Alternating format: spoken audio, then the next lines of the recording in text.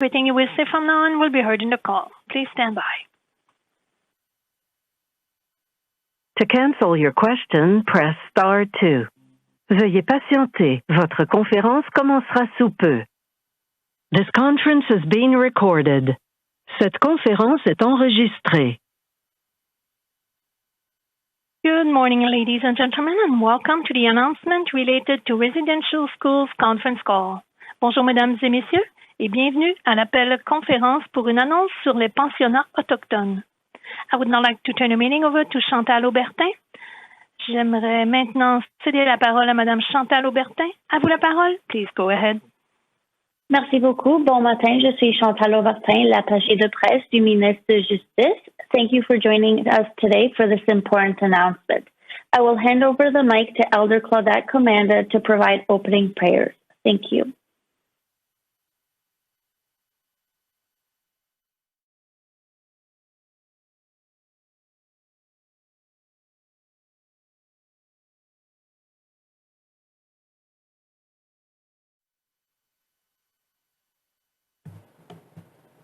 Elder Commanda, the floor is yours. Sorry about that. I thought I unmuted, but it went back to being mute. So let me begin all over again. I say, Kwe Sheba. Good morning to everyone. Bonjour tout le monde. Bonjour. Good morning. It is a beautiful day today. Elders, Indigenous leaders, ministers, and invited guests, I bring you warm greetings on behalf of the Algonquin Nation. I am here with our Grand Chief, John Boudreas, and together he and I, we welcome you. We welcome you, beautiful people, brothers and sisters, to the homeland of the Algonquin people. Pijajikoma Nishnabe Kiomama Weneniwag. Pijajikoma. Bienvenue au territoire. Welcome to my ancestors' territory of the Algonquin Nation. With a warm heart. I hold this grandfather, this eagle grandfather, in honor of First Nations and Indigenous children. And we must come together. We must come together with that one mind, that one heart, and that one prayer for the children. And let us remember that regardless of the title that we hold, regardless of the communities we work for, it is always for the children. Because we know that First Nations children, Indigenous children, all children are so sacred. They are a sacred blessing. In the wise words of one of the great leaders, Chief Sitting Bull of the Ogallala Lakota people, he said, look to your daughters and to your sons, for they are your future. And regardless if we are First Nations, Inuit or Métis, that is a sacred teaching that our ancestors have passed on to us, that the children indeed are our future. And let us hold them in our heart, and let us always remember why we are here. So I say to each and every one of you, let us put our hearts, our mind, and our voices one to say this prayer. As we say, Chimigwej Gijimenado, Kinakego, Migwej Unje Nongum. We thank you, Creator. We thank you for every blessing that you have given us. Migwej Jojoiki, as we thank that first mother for all. We thank our Mother the Earth. As we thank that first grandmother, our grandmother Moon, Pokomistipikizis, and we thank that first grandfather, our grandfather the Sun, Mishomiskizis, and all these gifts that the Creator has blessed us with. Indeed, He has blessed our children with this as well. And we ask that Creator finds it in His love to comfort and protect each and every one of us in the work that we do. And we come together with that prayer, Kinuin Emiyawin, to remember the families, the communities, and the nations of all the children who did not make it home. And Creator knows each and every one of those children by name. And they know we love them. And the Creator will comfort the families, the communities, and the nations. And we thank our ancestors. We say, Chimigwej ni jenwendaganat miigwej. Anabagis kokamisag, anabagis mishomsag, anabagis daspinigen. Ni buksendam, mashkawizuin unji nongum. Ni buksendam minapamadzuin, ni buksendam zagi eduin. Creator, we ask the grandmothers and the grandfathers of the 4 directions to come into this circle, to bless this circle, to protect all who are here, Creator. We ask the grandmothers and the grandfathers to lift us with strength, good words, love, and kindness for one another. And Creator, as we close this prayer, we remember the 7 grandfathers. And Creator, we ask that we continue to walk in the comfort and in the love and in the strength of those 7 grandfathers, whom we call love, wisdom, respect, courage, humility, honesty, and truth. And we say, Chimigwej gishimina do onje, ninuin emiawin onje kakina. Migwej gishimina do onje, kinuin emiawin.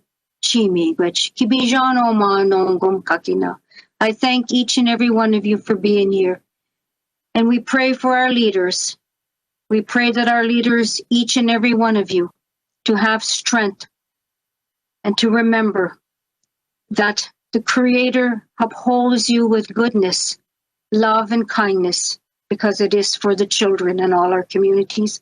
And let us make today, and as we move forward to tomorrow, that it will always be a brighter day for all our children, for indeed they do matter.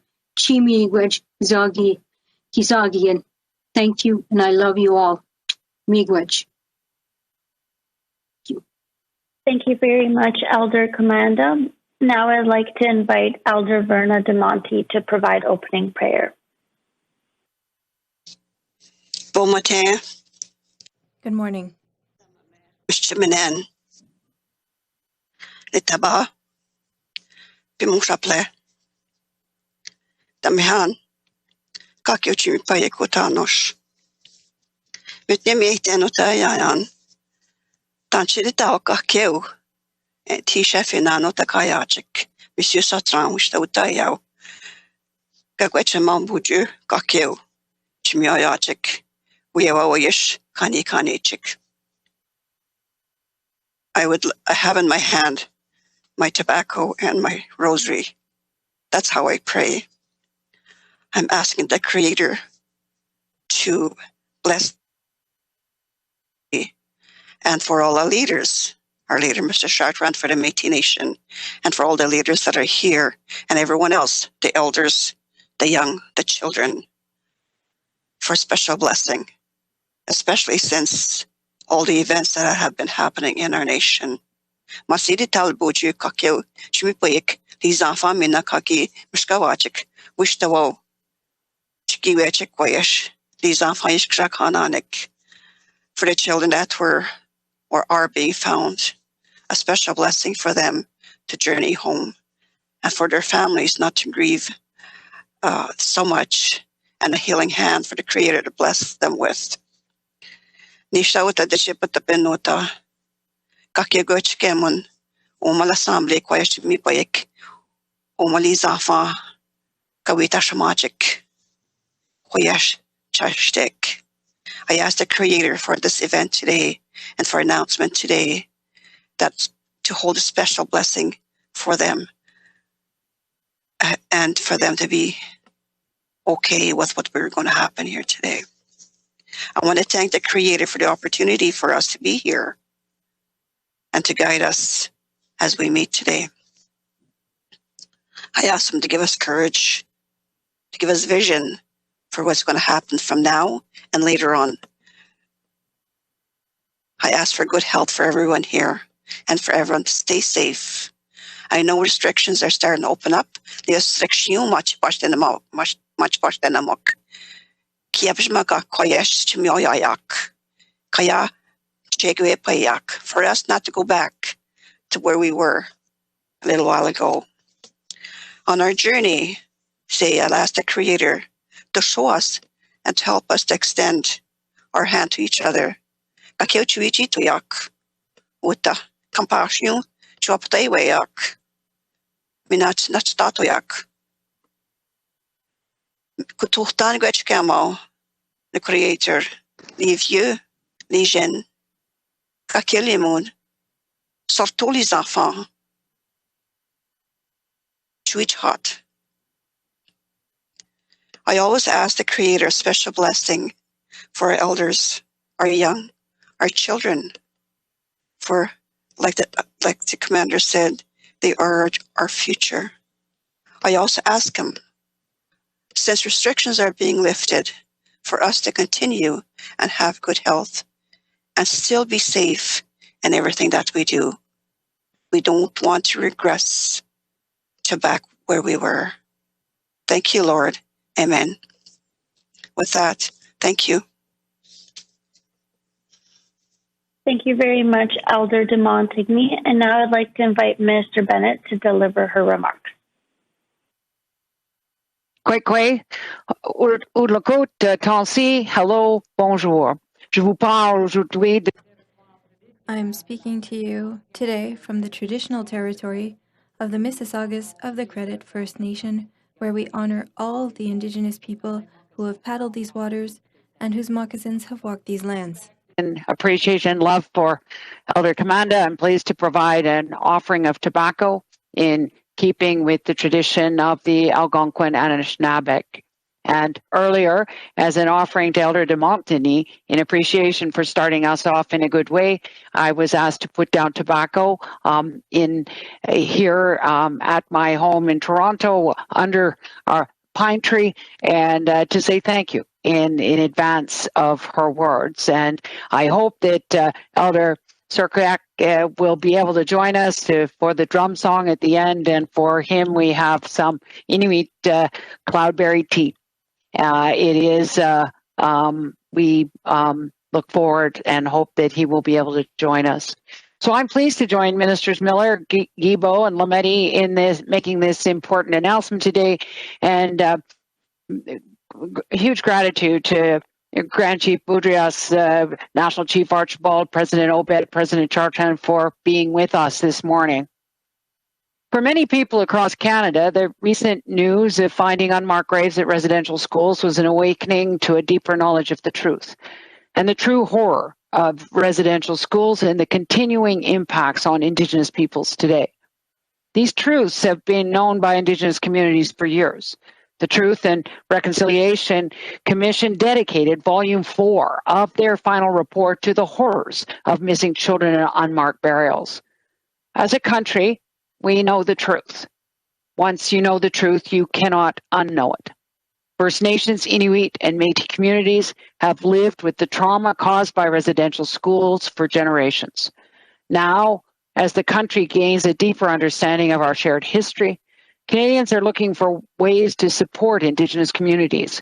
Canadians want to play a role in the journey of reconciliation and the elimination of systemic racism that persists as a result of damaging colonial policies.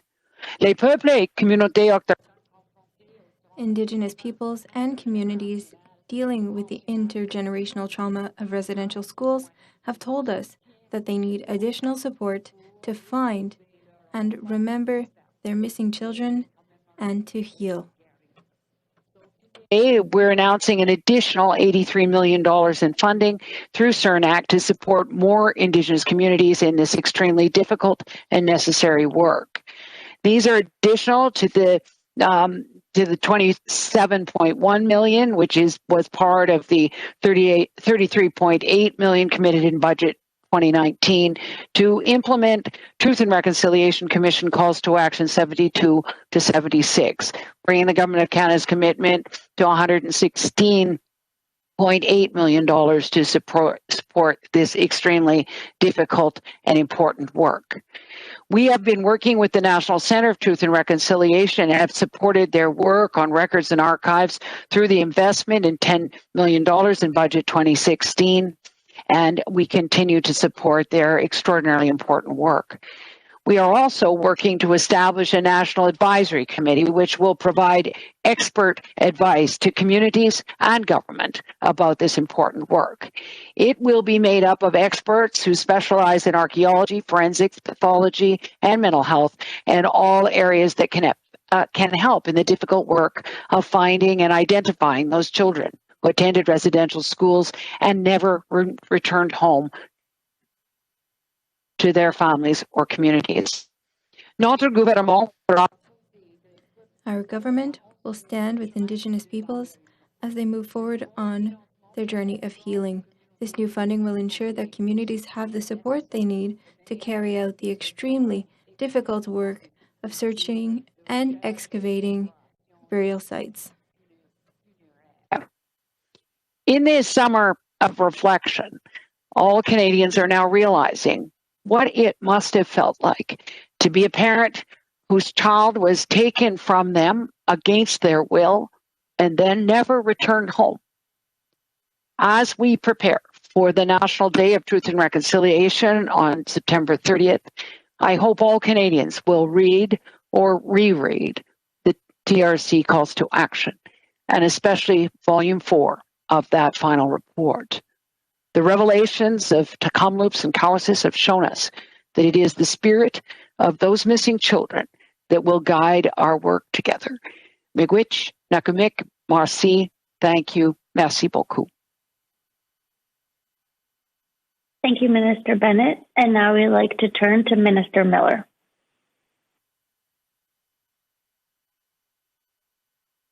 Good morning, Kwekwe Ulukut, Tanse, hello, et bonjour.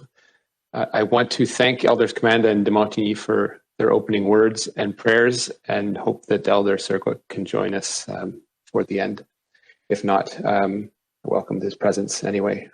Before beginning, I would like to acknowledge that I'm speaking to you from Mi'kma'ki, the traditional unceded territory of the Mi'kmaq. Since the discovery of unmarked graves in communities across the country in late May, a number of Indigenous peoples have contacted me and our government to share that they're now reliving the experiences they have worked so hard to move on from and opening up old wounds they thought had healed. I want to take a moment to highlight the courage of those who are speaking out, as well as those who continue to suffer in silence. We're also thinking of the children and families who've suffered intergenerational trauma, continue to express the effects of it, and are now facing a huge setback in their own healing. We all know that we can't close our eyes, and as a government, as non-Indigenous Canadians, we have to stand beside and support survivors, their families, and communities as they begin or continue to heal. A 3-year investment through Budget 2021 has renewed essential mental health, cultural, and emotional supports for former residential school students and their families, and for those impacted by other intergenerational traumas, such as federal day schools and missing and murdered Indigenous women and girls. We recognize as well that no budgetary element could have predicted a situation such as this. We recognize that there are a number of immediate and urgent growing needs for supports, especially as more confirmations of unmarked burials at former residential institutions are made across the country. For this reason, today we're investing a further $107.3 million this year to support healing from intergenerational trauma. Through a 3-year investment in Budget 2021, I would note we are also maintaining the residential school crisis line, which gives former residential school students and their families access to emotional and crisis supports 24 hours a day. All Indigenous peoples can access the Hope for Wellness helpline, which provides immediate toll-free and online support and crisis intervention 24 hours a day, 7 days a week. You can chat with a counselor by phoning 1-855-242-3310, 1-855-242-3310, or through the website at hopeforwellness.ca. I'd also add that Indigenous Services Canada will continue to support the community plans to manage these buildings, whether those plans include demolition, rehabilitation, or the construction of new facilities on reserve so that activities currently taking place in these buildings can continue. Canada, to that end, will provide $100.1 million over 2 years to support this work. I had the privilege and honor to see the significance of this firsthand. On June 30th, I was in Lower Post, BC, in Casca Territory, where Part of the residential school was torn down and burnt in ceremony. 46 years to the date, it was finally closed. Elders and survivors in Watson Lake welcomed me to their sacred fire and generously shared their stories. It was a day to acknowledge Canada's shame and to witness the hope for a better future as the youth broke ground to a new multi-use building, a place focused on wellness and community, a place that they wouldn't dread going to, in fact, look forward to going to. People fought hard for far too long for that day, and I was thankful to be there to witness on behalf of Canada. As with the spirit of that day, we'll continue to support Indigenous peoples on their healing journey. In the last month, I've had the honor to speak to many survivors and leaders and visited close to a half dozen sites. While each community has its set of protocols and approach to honoring the lives lost throughout this difficult time, there's a message of hope for the current generation. It's why, as well, we recently announced $699.7 million over 4 years through Budget 2021 to support approximately 50 schools and infrastructure projects in First Nations communities on reserve provided by the Community Indigenous Support Fund, Infrastructure Fund, because this is not only a fundamental search and recognition of the truth, but how we move forward. Miigwech, Nakumik, Marci, thank you et merci. Merci beaucoup, Minister Miller. Thank you, Minister Miller. I will now give the floor to Minister Guilbeault. Kwe, Udlukut, Tansi, hello, bonjour. Aujourd'hui, je me joins à vous sur le... Today, I'm joining you from the traditional non-ceded territory of the Huron-Wendat peoples. Caused harm to generations of Indigenous children and communities.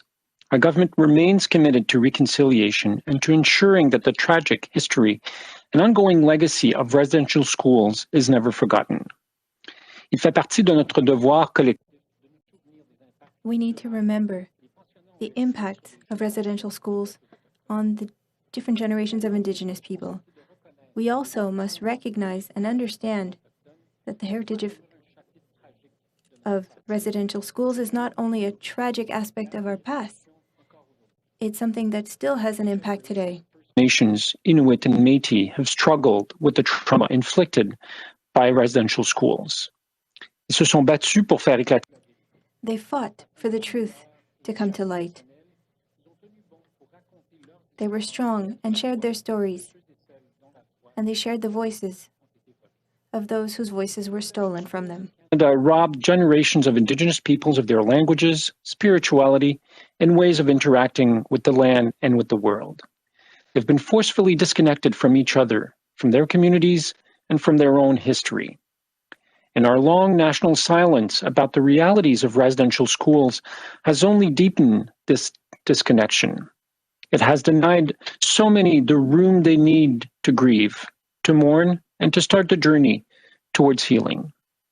To heal, Indigenous peoples must be able to reclaim their cultures and their languages. They must be able to reclaim, mourn, and commemorate the lives of the innocent children who never return from residential schools. They have the wisdom and resilience to do so. Our job is to support them with steadfast listening and actions that matches our words.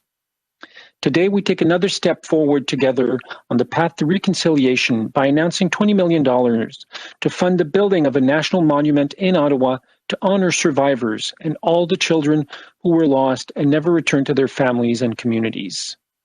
This responds to Call to Action 81 of the Truth and Reconciliation Commission. This monument will provide a commemorative space where both Indigenous and non-Indigenous peoples can come together to express their collective grief and find a way forward to heal together. We will continue to work with survivors and other Indigenous partners to ensure that the approaches taken in developing this monument are Indigenous-led, survivor-centric, and culturally sensitive.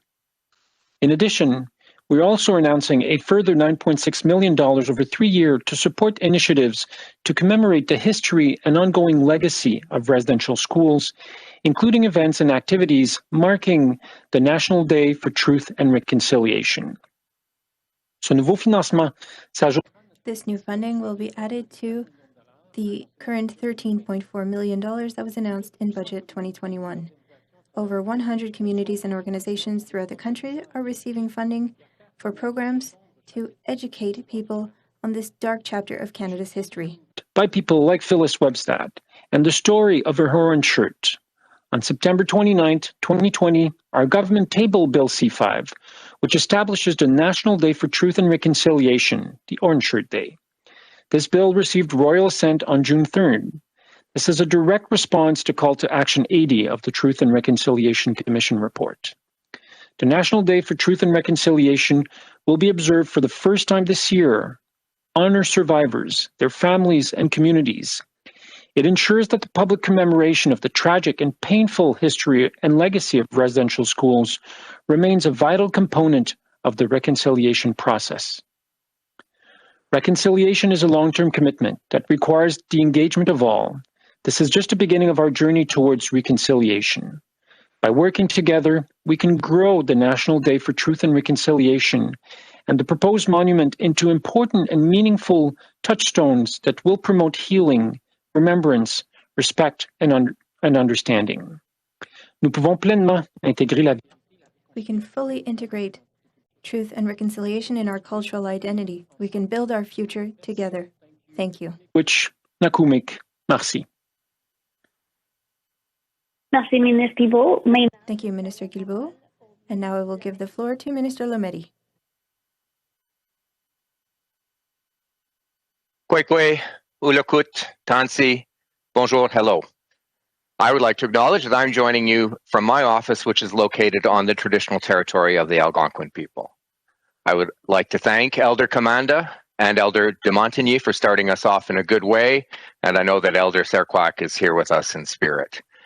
Privileged to join my colleagues Bennett, Miller, and Guilbeault for this important announcement today, and particularly honored to join the AFN's new National Chief, Roseanne Archibald, ITK President Nathan Obed, and MNC Vice President and National Spokesperson David Chartrand. Nous sommes ici en tant que... We are here as partners, friends, and allies in difficult times. You have heard from my colleagues, and I want to talk to you now about my portfolio. Heard the calls for justice that have been ringing loud and clear throughout the country since the first unmarked graves were found. I will admit that there have been moments during this time where I wish I had the powers that some have attributed to me and my office. But the reality is that Canada does not, at least not yet, have the legal framework or tools needed to deal with the complex issues we are confronting now. Our laws are not reflective of Indigenous values, traditions, and practices. Il est donc clair que... It is clear, therefore, that we must work differently to support First Nations, Inuit, and Métis peoples, the people as they grieve, and to respond appropriately and respectfully to their needs. That is the process that we are beginning today. To announce my intention to appoint a special interlocutor to support Indigenous peoples and communities who are working to identify and address unmarked and undocumented graves and burial sites. But I want to give due credit for this idea. It came from Indigenous leaders, particularly Indigenous leadership in British Columbia, Cook Kashmir, and Mary Ellen Turpel-Lafond, as well as AFN National Chief Roseanne Archibald. Ils nous ont aidés à peaufiner l'idée. They helped us fine-tune the idea, and I am eternally grateful for their leadership.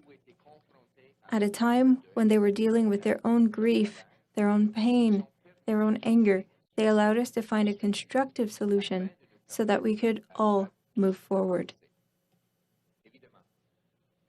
Of course, I also want to mention that the special interlocutor will be selected following discussions with First Nations, Inuit, and Métis leadership and communities. The mandate of the special interlocutor will be, first and foremost, to build trust, or rebuild trust, and transparency as we move towards healing, justice, and reconciliation. So what will the special interlocutor do? Working with Indigenous peoples, this person will assist in charting a path forward. They will identify needed measures and recommend a new legal framework that respects the dignity of burial sites and Indigenous children, in line with the wishes and traditions of communities and families. They will evaluate federal laws, policies, and practices surrounding unmarked and undocumented graves and burial sites at residential schools, and set out responsibilities for their protection. They will facilitate dialogue with provinces and territories for matters within their jurisdiction and with other relevant institutions such as churches. And perhaps most critically, the special interlocutor will focus on establishing a relationship between Indigenous peoples and their governance institutions and Canada that will help us move forward together in healing and in partnership. This means establishing and strengthening trust that must be built from the ground up. It means using culturally appropriate engagement processes that allow space for open dialogue between Indigenous peoples and government. It's also important to note that the special interlocutor's mandate may evolve as discussions with Indigenous communities and leaders take place. The role will be developed collaboratively to ensure that it meets the needs of Indigenous peoples. La décision de nommer un The decision to appoint a special interlocutor is made with humility, openness, and in the hope of true reconciliation. Create a new process that will allow for a deeper dialogue and meaningful engagement and build a better, just future for all Indigenous peoples. Megwich, Nakarmik, merci, thank you, merci. Merci, Minister Lametti. Now I'd like to invite Grand Chief Boudrias for his remarks. Elder Demonti, Elder Commander, President Obed, National Chief Archibald, and Mr. Chartrand, and as well as all the ministers. Kwekwe Kakina, Kwekwe Anishinabek, Asich, Kwekwe Wijak, Minopjak, Anishinaabe Aki Odinen. So welcome today from the Algonquin unceded territory. I'm very proud to be here today and participate in today's announcement. It's extremely encouraging to hear of all to hear these dollars being invested into this very, very important file and issue that all our Algonquin peoples and all Indigenous peoples across the country are facing right now. And it clearly demonstrates that you have been listening. You have been listening to all of us, and that you're ready to take action. We've said it many times that actions outdo words, and that's what we are looking forward to. And there's no dollar sign or dollar amount on healing, but by investing these amounts is where we will permit us to have the actions to lead to that healing, and that healing will lead to reconciliation. So I'm very, very encouraged for the Algonquin people, because all of our people have been touched in some way by residential schools, but I'm encouraged for all Indigenous people. Je suis très encouragé par cette annonce. I'm very encouraged by today's announcement for the Algonquin Nation and for all Indigenous nations in the country. I look forward to continued action on behalf of everyone. Everyone needs to participate in reconciliation. Everyone needs to accept the truths of the past, and it is us that are the stewards of the future and how we move forward. And I look forward to moving together towards this continued path of reconciliation on behalf of the Algonquin peoples and all Indigenous peoples. Miigwech. Thank you. And now I'd like to turn to National Chief Archibald.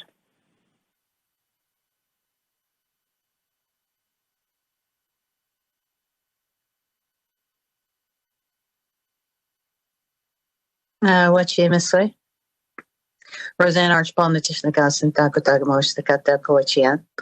I'm coming to you today from Treaty 6 territory in Saskatchewan. And first of all, I want to acknowledge the Creator, the world around us, and our place within it. And I want to give thanks to our Creator for walking alongside us as we mourn the countless little ones who never came home from the institutions of assimilation and genocide. I no longer want to call them schools. I stand in support of all survivors, loved ones, family members, and First Nation leaders who have undertaken the painful work of recovering our little children. Many Canadians have expressed shock and are angered about the discoveries, the recoveries of our little ones buried in unmarked graves across Canada. Canadians are grieving with us. They are shocked. We as First Nations have known the truth. We have shared this truth. We have fought for this truth to be heard. And we say again, there must be truth before reconciliation. For decades, we were not believed. Our survivors were not believed. And some still may not believe. But today, I once again state an undeniable truth. Canadian government policies, along with the Church, committed crimes against humanity, crimes against our children. Make no mistake, we are seeing evidence of genocide. The announcement today is long overdue. It's a long overdue step in acknowledging the devastating harm that these institutions have had and continue to have on the generations on many generations of our people, and how intergenerational trauma continues today. Now is the time for accountability, action, and healing. I welcome the government's commitment to funding these Indigenous-led, survivor-centric, and culturally safe efforts. But we must ensure, people keep texting me, but we must ensure that First Nations take the lead on efforts to pursue justice and healing. I also look forward to working with the special interlocutor as soon as possible. Now, I ask all levels of government and all Canadians to listen to First Nations and Indigenous leadership, respect our voices, our knowledge, and our grief as we continue fighting for the little ones, as we have been doing for so long. Thank you, miigwech, ninanaskamun gasakitin. Ninanaskamun in my language means I am grateful, I am thankful, I thank you, and gasakitin means I love you. Thank you, National Chief. And now we will turn to President Obed. Nakamik, thank you. Udlaku, good morning, everyone. It's so good to be here on this day where we are embarking on a next step in the work that is necessary to respect the human rights of First Nations, Inuit, and Métis Canadians and Canadian children. I think it's so important to recognize that these children were Canadians in Canada when this all happened. And the reasons why we need bills like C-15, the implementation of the United Nations Indigenous Peoples' Rights, is because our human rights were not upheld and respected for much of Canada's history. The announcements here today, especially in relation to the process of how we will go through this together, are necessary. The creation of a special interlocutor. We look forward to working with First Nations and Métis leadership, as well as the Government of Canada, to give this particular structure the ability to do good work and to get to the end result that we all want, which is respect and dignity for all those affected by this terrible Canadian tragedy, but then also for the respect of the missing children and the rights that they were never allowed to partake in as children. We still have to honor them and honor their legacy today. The National Advisory Committee also can play a very meaningful role in guiding all of this work. And we look forward to working with the Government of Canada and First Nations and Métis to ensure that this particular structure as well is supportive and helpful towards the various types of work that we know are necessary. I'm also very pleased to hear about the additional investments in mental health and in supports for residential school survivors and all First Nations, Inuit, and Métis who have been affected and need mental health supports during this time and also for the times to come, because these issues are not things that are compartmentalized and are things that are dealt with in a specific time frame.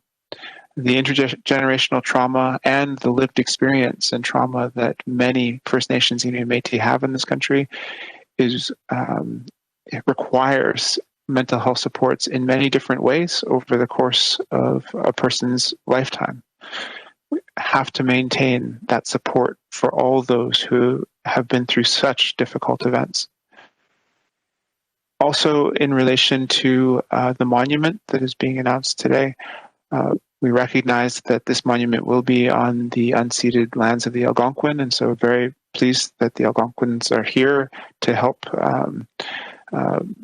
kick off this discussion that will lead to a monument. I can't help but also think about the opportunities we have with 100 Wellington and a place where we can also dedicate space to remember the children and to remember residential schools and their horrific impact on Indigenous peoples in this country. Also looking forward to September 30th and the first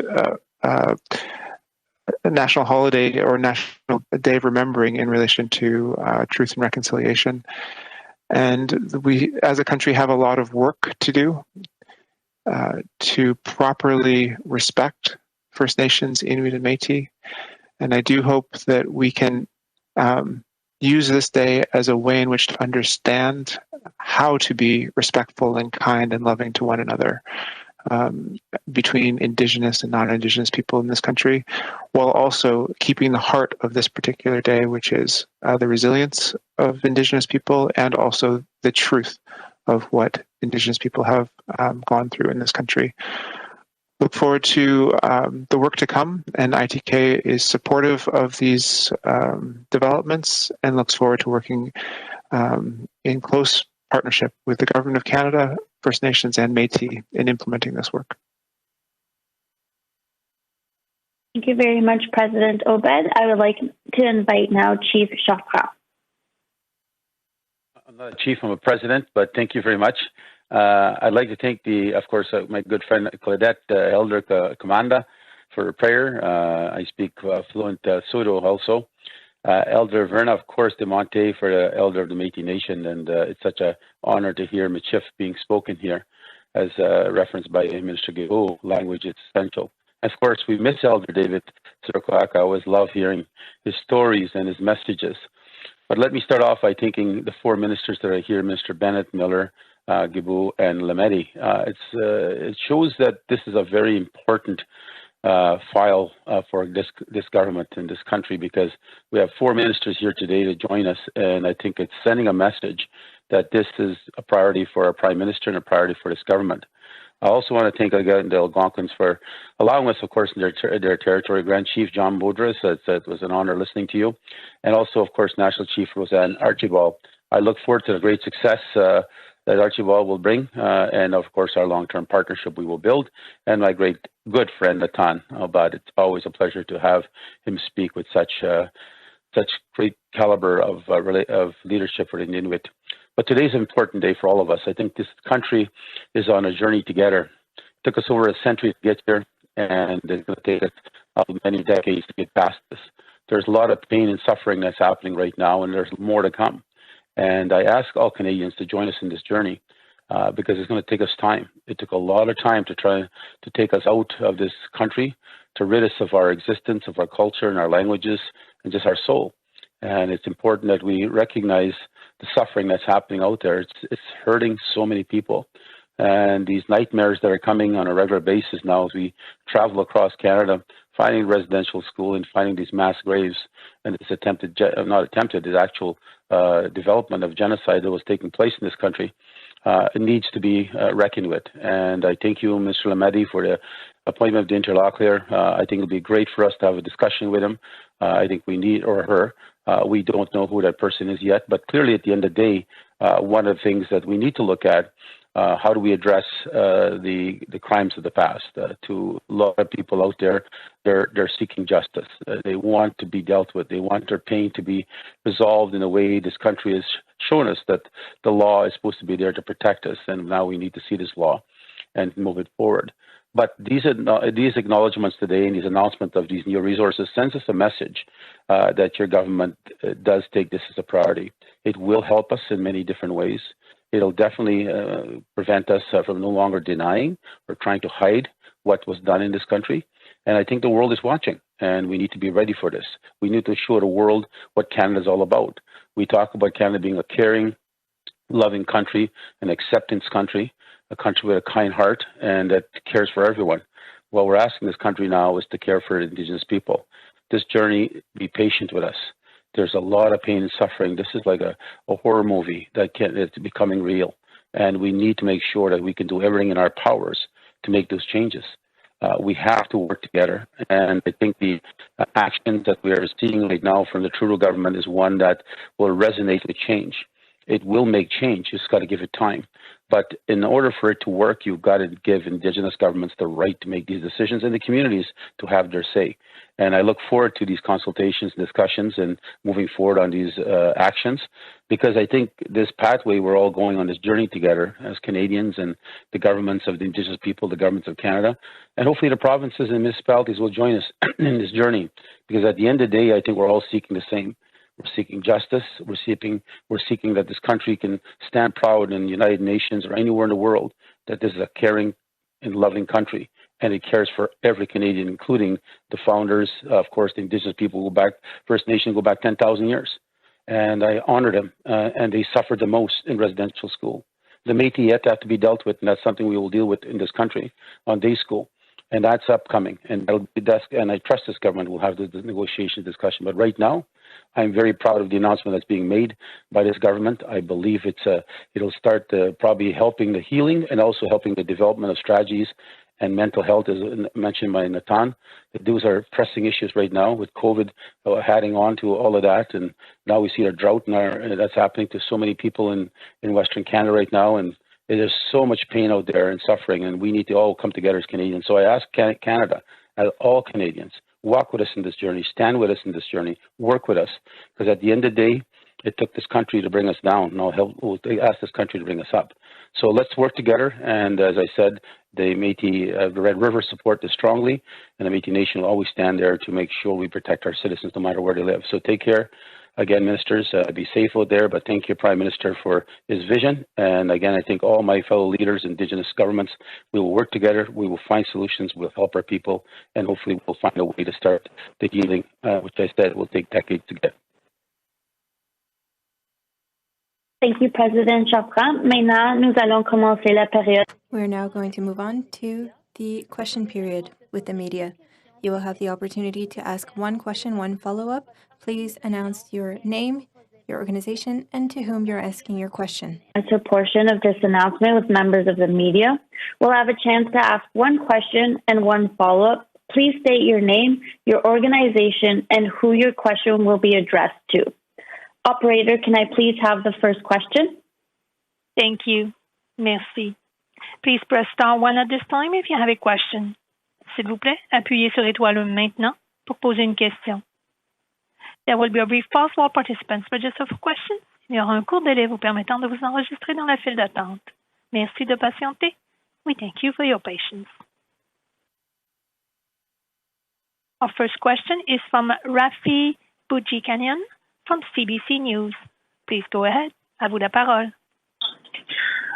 Thank you. Hi, my first question is for Chief Archibald. You said in your remarks that clearly we're seeing evidence of genocide. Today you're standing next to 4 Canadian government officials representing a government that has sidestepped using this word so far, at least when it comes to residential schools. So how difficult is it to embark on a journey of reconciliation with them in that circumstance?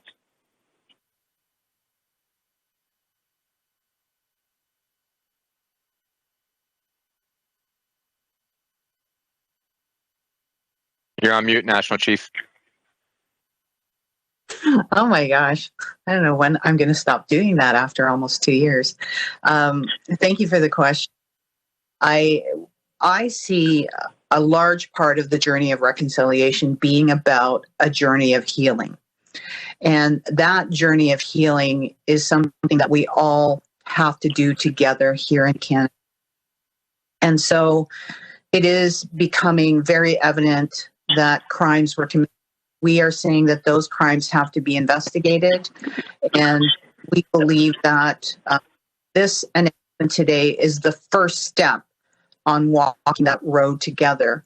We had asked for a special rapporteur to look at the guardianship structure and the authority to protect those sites, and more importantly, to support an investigation of these crime scenes that involve our children, to document the investigations and to seek justice internationally.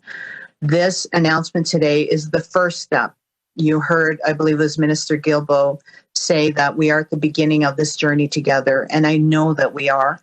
I have absolute faith that not only are these ministers committed to healing and the journey forward, but that the majority, the clear majority of Canadians are also committed to the healing journey with us. And we're going to walk that journey, and it will always be something that we can look back at in history and say that we did this together. At the same time, it is a difficult journey. Healing is not an easy process. And so, but we're all committed to it. And that's why I'm on this call today, being a part of this announcement.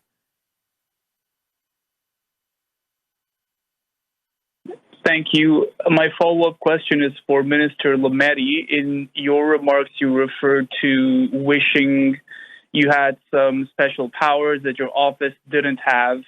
What kind of powers were you talking about, and what would you do with them? Thanks, Rafi, for the question. I guess what I was trying to say in an indirect way was that I'm the Attorney General of Canada, not the Attorney General of the United States, and that the way we have configured the system is that I don't have investigative power, and I have only limited prosecutorial powers. We've given that to prosecution services at the federal and provincial levels across Canada. And in addition, we have the complexity of a federal structure in which these kinds of investigations are undertaken by local police, the police of jurisdiction, and then the prosecutions would, working with the police, be undertaken in most cases by provincial prosecution services. So that's the system that we are actually in. It may be that's something we want to look at through the interlocutor in order to push these kinds of files forward. But for the time being, that interlocutor will help open doors, facilitate dialogue amongst all of these various actors, and will help us identify these kinds of gaps that might exist in which we might be able to do better down the road. This will be done in a human rights frame. This will be done in a forward-looking frame. I think National Chief Archibald, President Obed have mentioned the human rights frame with an open, frankly, an open mind towards working with international bodies should they decide to come in, and working with all levels of government, and Indigenous and non-Indigenous. Thank you, Minister Lametti. Opérateur, prochaine question, s'il te plaît. Thanks. Next question. Next question is from Mackenzie Gray from CTV News. Please go ahead. À vous la parole. Hello. My first question is for Minister Miller. Minister, it's been 75 days since the first graves were found in Kamloops, and today is the first time I think that you're announcing new money for finding unmarked graves. What took your government so long to announce this money?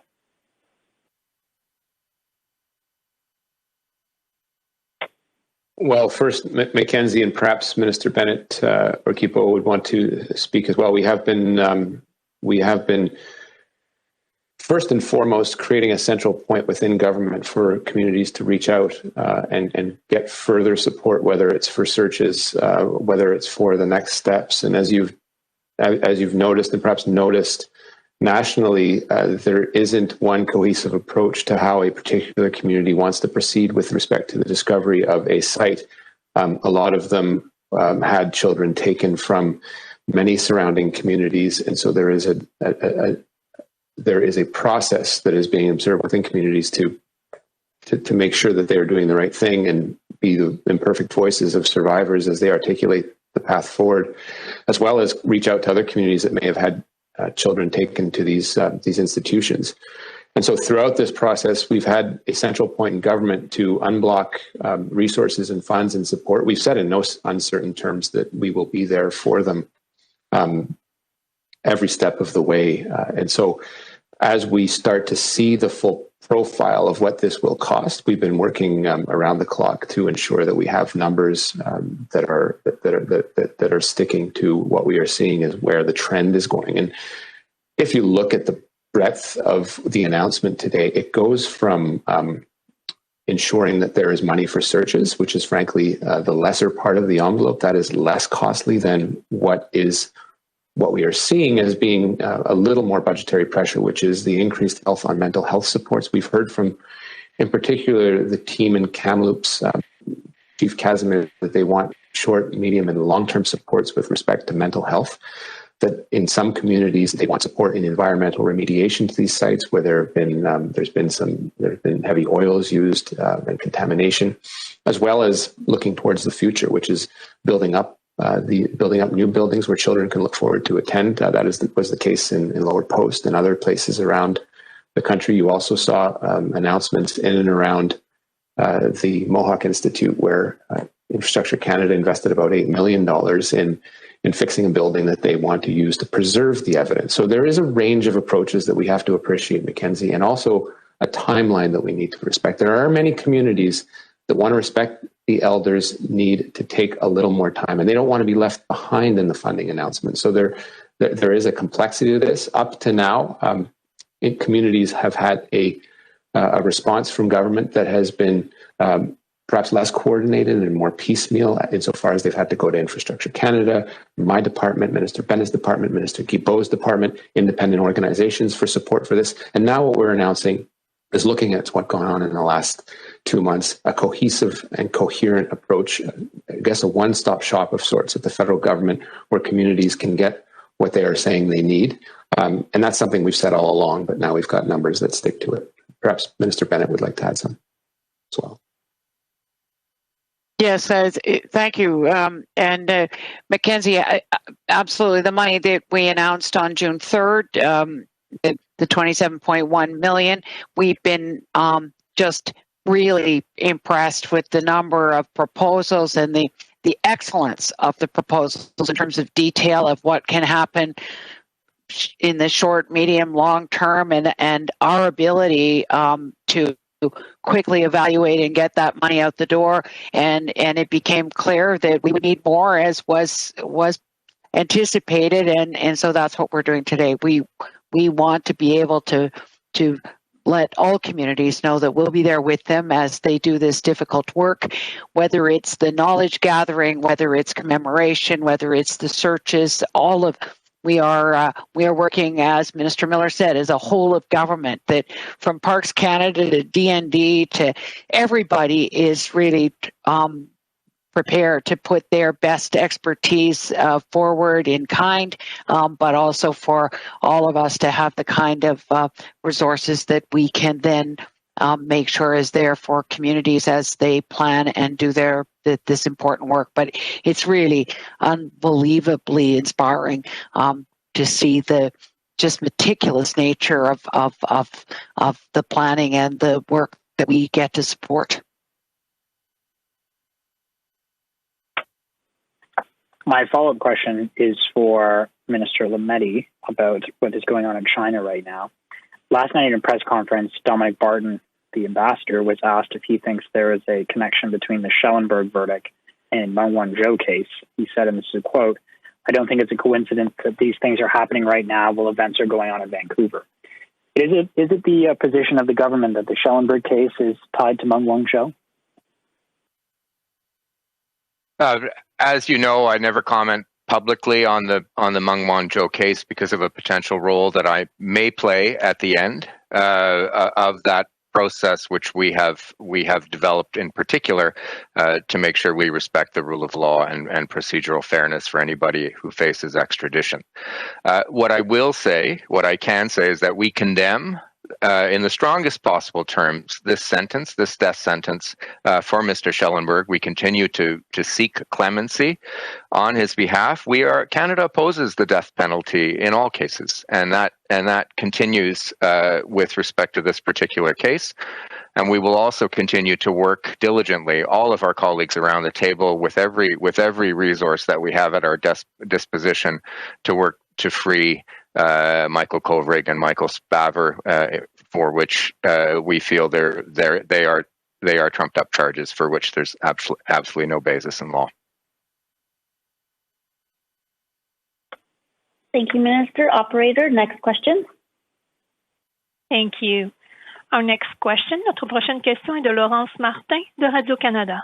À vous la parole. Please go ahead. Question from Radio-Canada.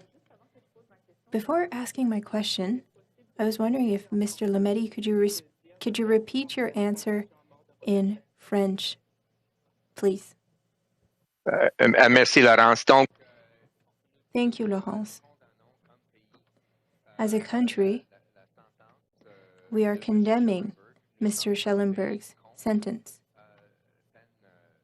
We are against the death penalty, of course, and so we condemn what the tribunal decided. We will continue to fight. And I would like to add as well that we, as a government, are working with all of the resources at our disposal to free Mr. Spavor and Mr. Kovrig.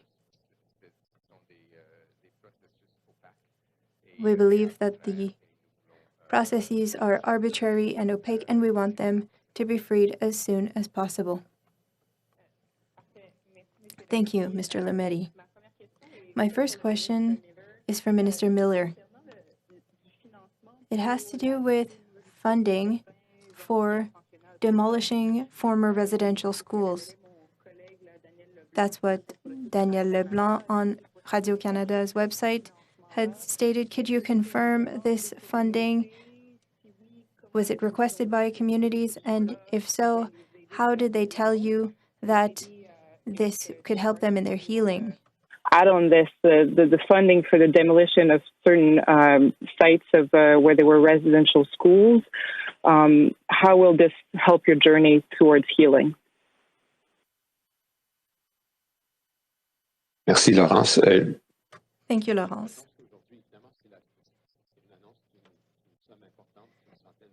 We're talking about an announcement of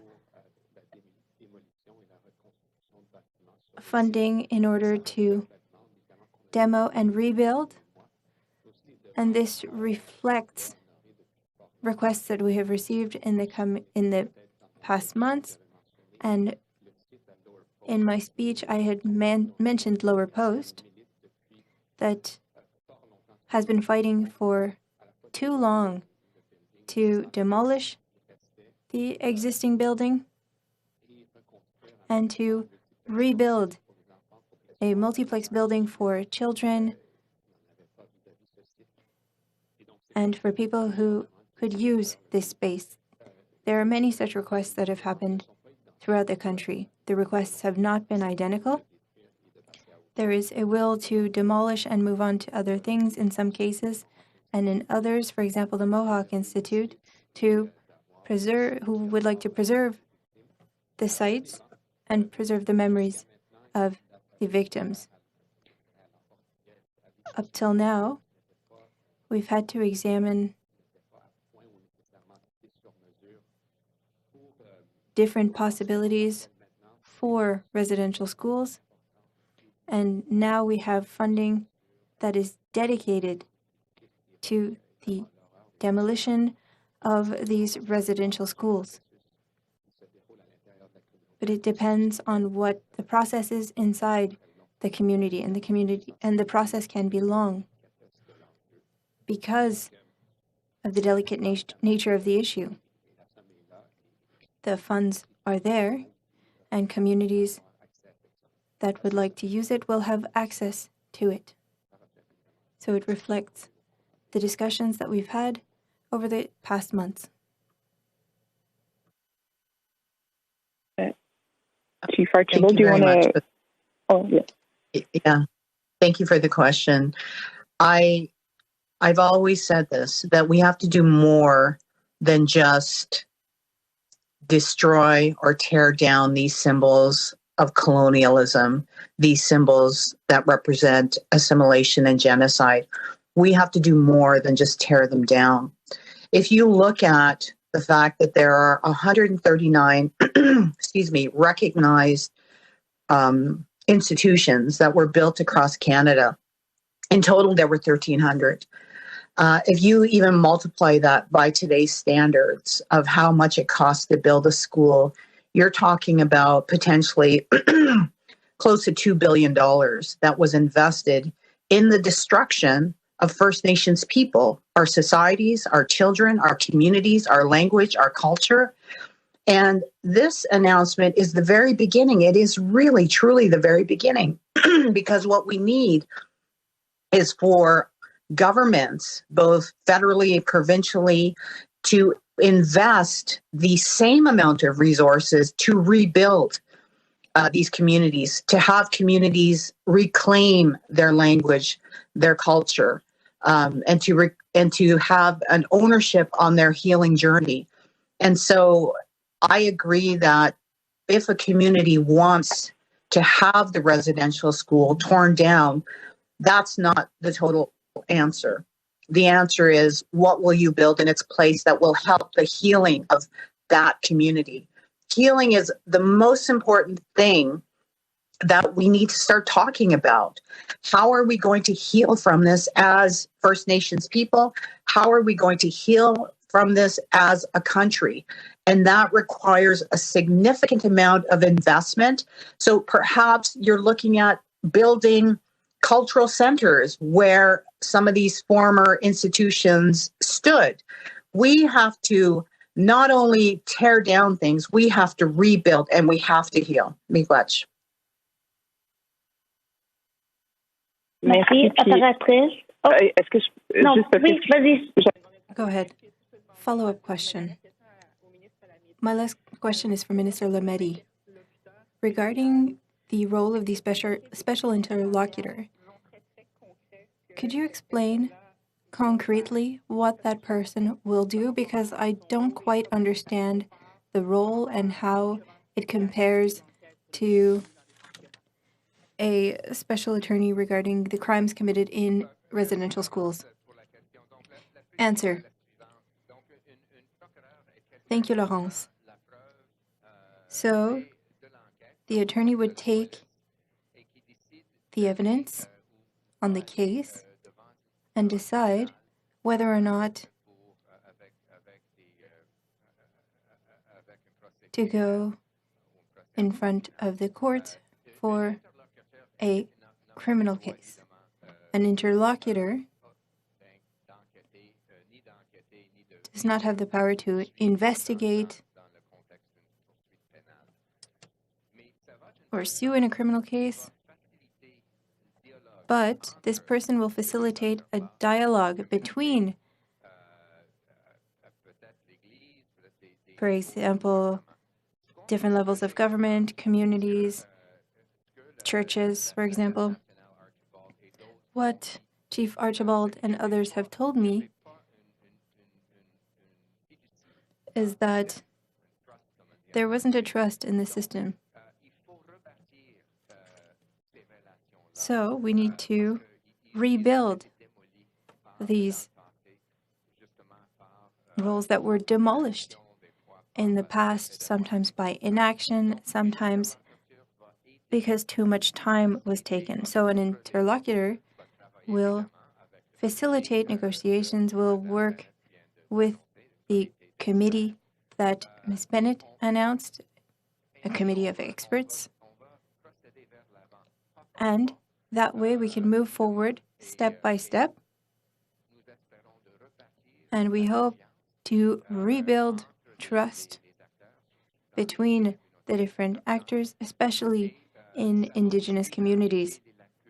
This will also help highlight any shortcomings. If we can improve the system, if we need to modify laws, for example, the criminal code or the code for crimes against humanity, if there are any changes to make, this person will help us identify them. Thank you, Mr. Minister.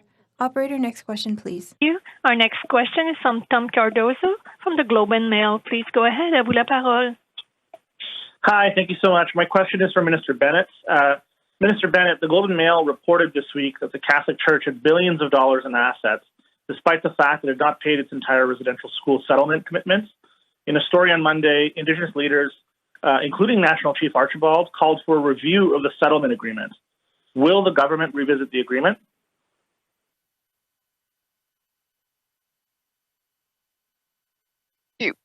Again, all agreements are determined by the survivors and the participants, and so it is up, I think, to us to have a look at what Catholics are asking for the Catholic Church to do, and they're asking the Catholic Church to do better.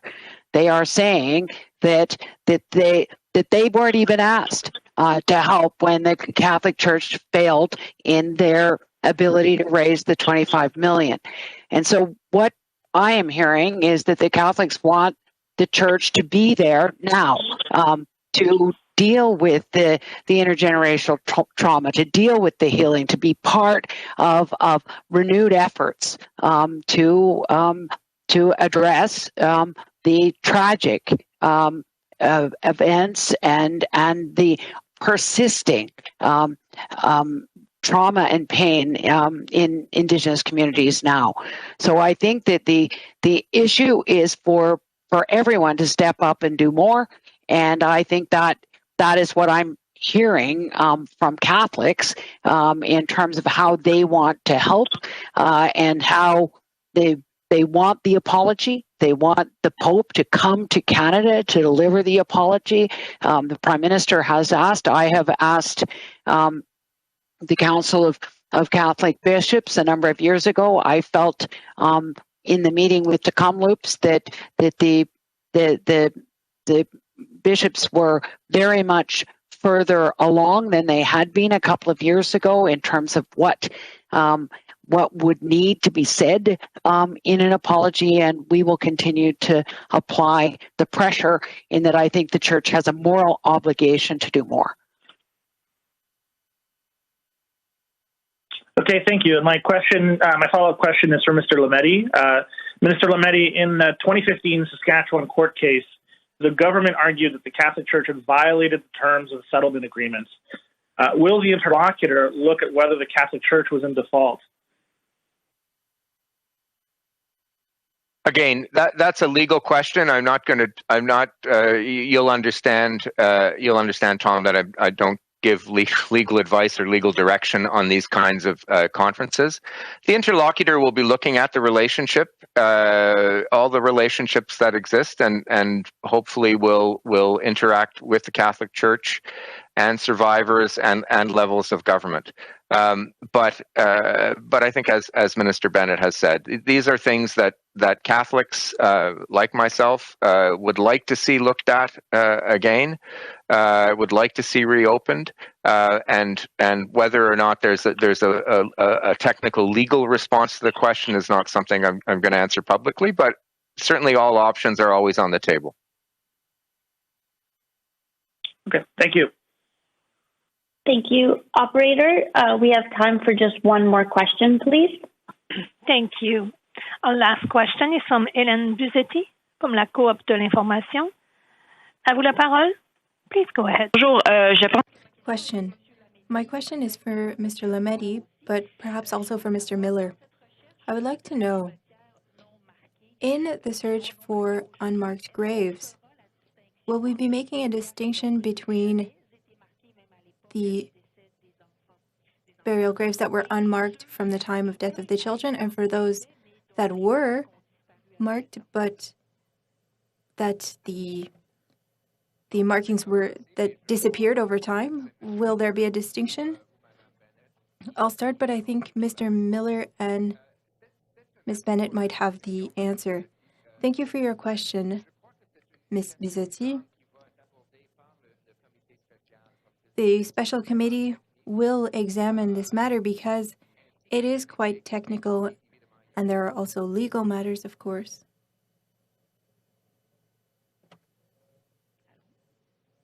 We can't hear you. Apologies. I accidentally put myself back on mute. So I believe that it's the kind of question that the technical committee will be examining. But of course, there is a legal aspect to it, so there will be a role for the special interlocutor to play. They will facilitate dialogue between communities that would like to examine a cemetery, and they would have our government support. It's not an easy question to examine. It will depend on the facts and the context of each case. We want to work with Indigenous communities in every case in order to find the truth, because that's the only way to move forward with reconciliation and healing. So I would now invite my colleagues to offer their comments. Here's Minister Miller. As David said, these are complex questions and require an archaeological analysis. People will want to make the distinction between a cemetery and unmarked graves. In the case of Cowessess, we were talking about a time where there were wooden crosses that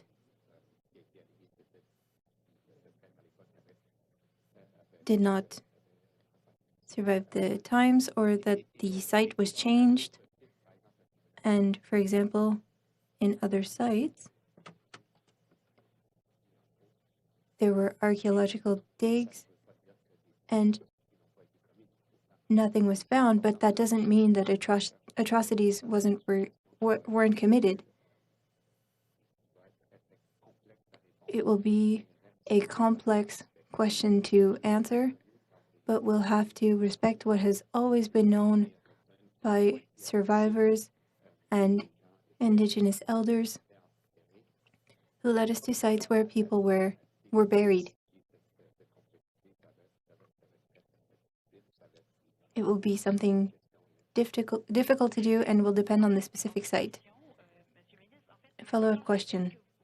Minister Miller, do you think that there is an obligation to make such a distinction? We're talking about shedding a light on this. There are a lot of people who are less informed who believe that all of the sites that are found are all unmarked graves where people were buried in secret, whereas in some cases we're talking about cemeteries that were forgotten over time. As a government, do you believe that there is an obligation to make such a distinction if we're going to shed a light on these events?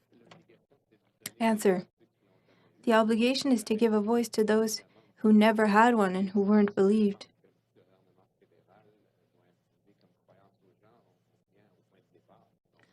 If we force a way of thinking as the government, I think that we're not going to be moving forward. There are distinctions to be made.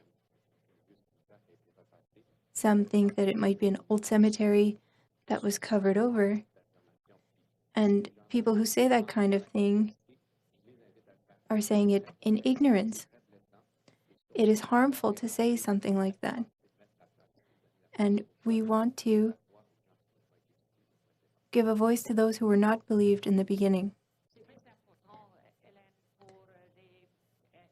Hélène, it is important in the calls to action in the Truth and Reconciliation Commission.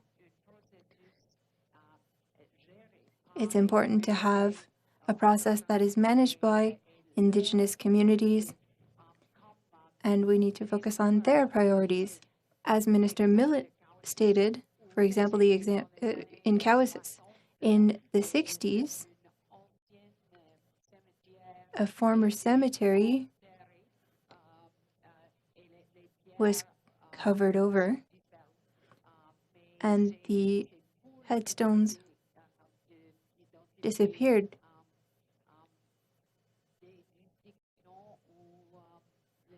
It's up to the communities to make the distinction and to share the complete story. Thank you. This concludes today's question and answer period. Period with the media. Elder David Sir Cook was invited today to close this important morning with a closing prayer. Unfortunately, due to technical difficulties, he was not able to join us today. L'aîné David Sir Cook a été invité à la clôture aujourd'hui, mais n'a pas pu se joindre à nous en raison de difficultés techniques. Merci beaucoup et cela fait fin à la conférence. Thank you. This concludes today's press conference. Close this press conference.